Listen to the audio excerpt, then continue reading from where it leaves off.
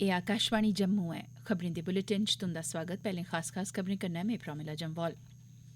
प्रधानमंत्री नरेंद्र मोदी होरें देशवासियें दा आह्वान कीता ऐ जे ओह् अमृत महोत्सव पर पवित्र अमृत धैया करन ते नेशन फर्स्ट ऑलवेज फर्स्ट आह्ले मंत्र कन्नै अग्गें बधन। आकाशवाणी दे मन की बात प्रोग्राम च प्रधानमंत्री होरें आखेआ जे एह् साढ़ा फर्ज ऐ जे अस इस गल्लै गी पक्का करचै जे साढ़ा कम्म भारत गी इकजुट करने च मदद करै। राष्ट्रपति रामनाथ कोविंद जम्मू कश्मीर ते लद्दाख दे अपने 4 दिनें दे दौरे लेई अज्ज श्रीनगर पुज्जे। राष्ट्रपति कल 22वें करगिल विजय दिवस दे मौके पर द्रास दे करगिल युद्ध स्मारक जाइयै श्रद्धांजलि अर्पित करङन। लेफ्टिनेंट गवर्नर मनोज सिन्हा होरें आखेआ जे ग्रामीण रोजगार गितै नमें मौके हासल करोआए जा'रदे न। उनें जंगलात कृषि पर निर्भर लोकें आस्तै होर मता किश करने दा भरोसा दोआया। खबरें दी तफसील शा पैह्लें इक अपील। राष्ट्र ने 18 ब'रें कोला मती बरेसू दे लोकें गितै 21 जून 2021 थमां सरकारी केंद्रें च मुफ्त कोविड-19 टीकाकरण अभियान च तेजी लेई आंदी ऐ। अस युवा स्रोतें गी सलाह दिन्ने आं जे ओह् टीका लोआई लैन।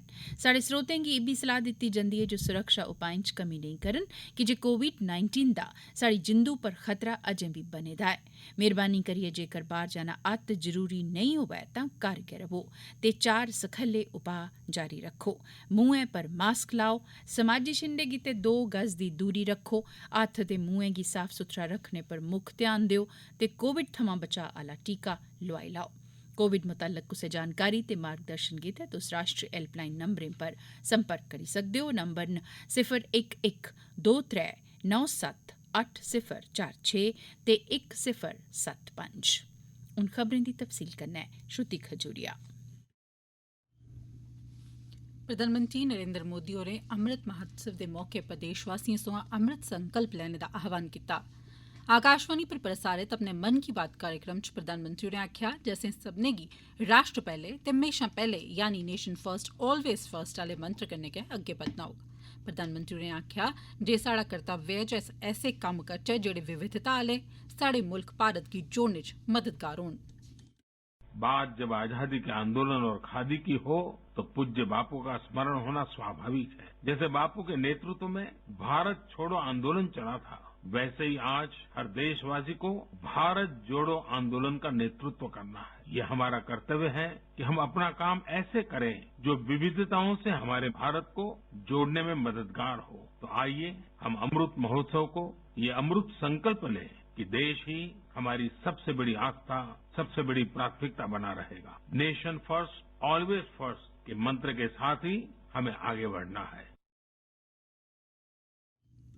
15 अगस्त दे सरबंधै च प्रधानमंत्री होरें आखेआ जे देश आजादी दे 75 ब'रे च प्रवेश करा'रदा ऐ ते साढ़े आस्तै बड़े मान्नै आह्ली गल्ल ऐ। उनें आखेआ जे आजादी दे 75 ब'रे मनाने आस्तै 12 मार्च गी बापू हुंदे साबरमती आश्रम सोयां अमृत महोत्सव दी शुरुआत कीती गेई।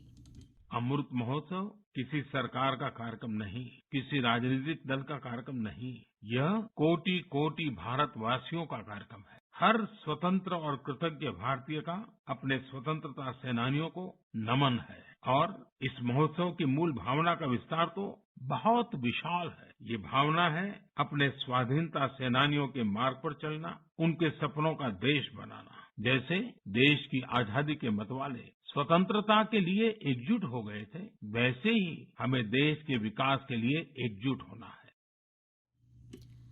प्रधानमंत्री नरेंद्र मोदी होरें गलाया जे 26 जुलाई गी करगिल विजय दिवस ऐ जेह्ड़ा साढ़े सशस्त्र बलें दी बहादुरी ते संयम दा ऐसा प्रतीक है जिसी पूरी दुनिया ने दिक्खेआ है। जो देश के लिए तिरंगा उठाता है उसके सम्मान में भावनाओं से भर जाना स्वाभाविक ही है। देशभक्ति की ये भावना हम सबको जोड़ती है। कल यानी 26 जुलाई को करगिल विजय दिवस भी है। करगिल का युद्ध भारत की सेनाओं के शौर्य और संयम का ऐसा प्रतीक है जिसे पूरी दुनिया ने देखा है। इस बार ये गौरवशाली दिवस भी अमृत महोत्सव के बीच में मनाया जाएगा, इसलिए ये और भी खास हो जाता है। मैं चाहूंगा कि आप करगिल की रोमांचित कर देने वाली गाथा जरूर पढ़ें। करगिल के वीरों को हम सब नमन करें। मोदी होरें पानी दे संरक्षण पर भी जोर दित्ता। उनें आखेआ जे पानी दी हर इक बूंद गी बचाना लोड़चदा।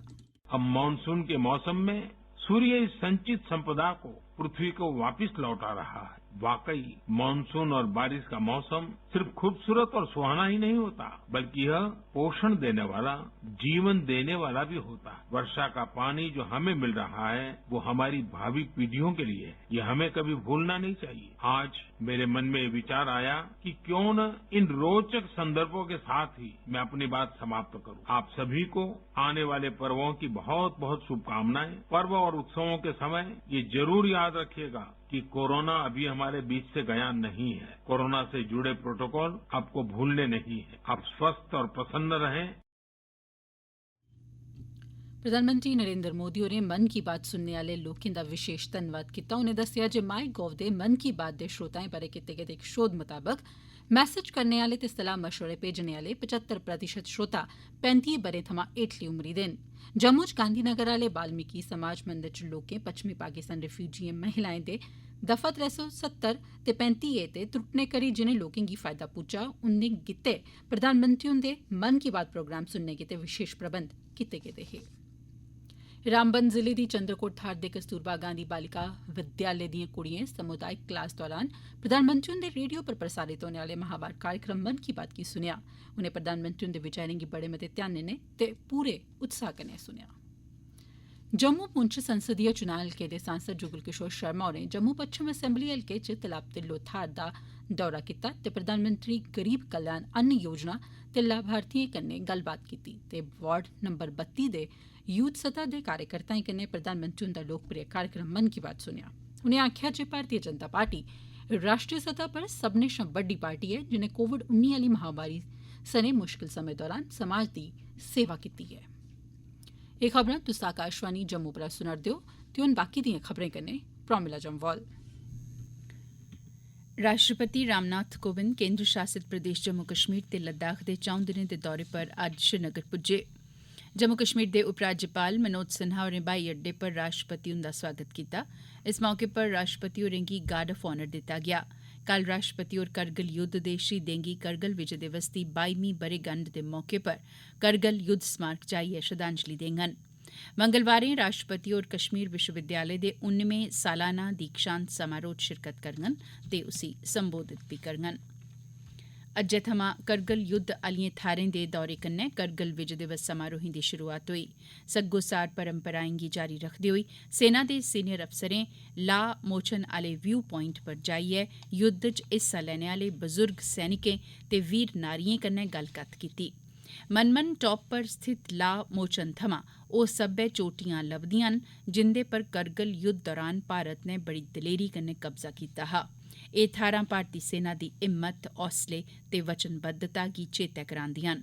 16 कोर दे GOC lieutenant general M V. Suchindra Kumar होरें सेवानिवृत्त सैनिकें, युद्ध च हिस्सा लैने आह्ले बजुर्ग सैनिकें ते वीर नारिएं कन्नै गल्लबात कीती। संझा'लै दिन करोंदे द्रास च करगिल युद्ध स्मारक च शहीदें दे चेते च उंदे रिश्तेदारें, सैनिकें ते अफसरें आसेआ मोमबत्तियां बालियां जाङन। कठुआ जिले दी मड़ीन तहसील दी पंचैत चक्क नथाल च शहीदें गी सुच्ची श्रद्धांजलि अर्पित कीती गेई।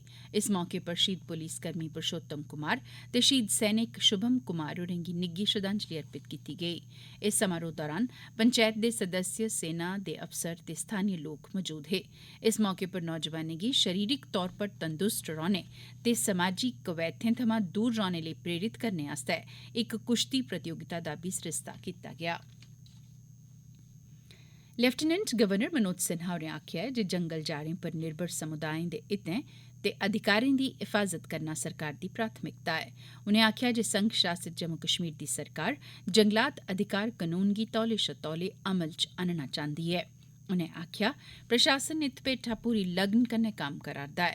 लेफ्टिनेंट गवर्नर होरें आखेआ जे अस जंगलें पर निर्भर समुदायें ते हितधारकें कन्नै संपर्क करियै उंदे गित्तै उंदी आजीविका गित्तै मते मते मौके हासल करोआ'रदे न। लेफ्टिनेंट गवर्नर होरें जम्मू कश्मीर सरकार आसेआ स्थानीय वन कृषि उत्पादें गी ब्रांड देइयै बाजार हासल करोआने दी गल्ल बी चेचे तौरा पर कीती। उनें स्थानीय उत्पाद दी GI टैगिंग, रातीं लै शुरू कीती गेदी ब्हाई सेवा ते अंतर्राष्ट्रीय एयर कार्गो बारै बी चर्चा कीती। उनें आखेआ जे सरकार ग्रामीण रोजगार गित्तै नमें मौके हासल करोआ'रदी ऐ। रजौरी दे सुंदर बन्नी आले जंगलात रेंज च बूटे लाने आली मुहिम गी अग्गें बी जारी रखदे होई देवका ग्रां च पौधे लाने आली मुहिम चलाई। देवक थमां सरपंच बोधराज शर्मा, पंच रमेश शर्मा, जैव विविधता प्रबंधन कमेटी दे मिंबरें ते मकामी लोकें इस अभियान च सक्रियता कन्नै हिस्सा लैता। पौधे लाने आली एह् मुहिम सरकारी हायर सकैंडरी स्कूल देवक च चलाई गेई। इस्सै चाल्ली दी इक होर मुहिम धर्मशाला ब्लाक च बी चलाई गेई, जिसलै कि त्री मुहिम ब्रेवी ग्रां च चलाई गेई। ग्रीन इंडिया ते ग्रीन JK दे मिशन गी अगड़ा लेंदे होई सर्वधर्म सेवा समाज जम्मू कश्मीर ने जम्मू कश्मीर जंगलात विभाग कन्नै रलियै जम्मू खित्ते च 73वें वन महोत्सव गी शुरू करदे होई RS-पुरा च बूटे पौधे लाने आली इक बड्डी मुहिम शुरू कीती। आखिर च खास खबरां इक बारी परतियै। प्रधानमंत्री नरेंद्र मोदी होरें देशवासियें दा आह्वान कीता ऐ जे ओह् अमृत महोत्सव पर पवित्र अमृत धेइया करन ते नेशन फर्स्ट ऑलवेज फर्स्ट आले मंत्र कन्नै अग्गें बधन। आकाशवाणी दे मन की बात प्रोग्राम च प्रधानमंत्री होरें आखेआ जे एह् साढ़ा फर्ज ऐ जे अस इस गल्लै गी पक्का करचै जे साढ़ा कम्म भारत गी इकजुट करने च मदद करै। राष्ट्रपति रामनाथ कोविंद जम्मू कश्मीर ते लद्दाख दे अपने 4 दिनें दे दौरे लेई अज्ज श्रीनगर पुज्जे। राष्ट्रपति कल 22वें करगिल विजय दिवस दे मौके पर द्रास दे करगिल युद्ध स्मारक जाइयै श्रद्धांजलि अर्पित करङन। ते लेफ्टिनेंट गवर्नर मनोज सिन्हा होरें आखेआ जे ग्रामीण रोजगार गितै नमें मौके हासल करोआए जा'रदे न। उनें जंगलात कृषि पर निर्भर लोकें आस्तै होर मता किश करने दा भरोसा दोआया। एह्दे कन्नै गै खबरें दा एह् बुलेटिन समाप्त होआ।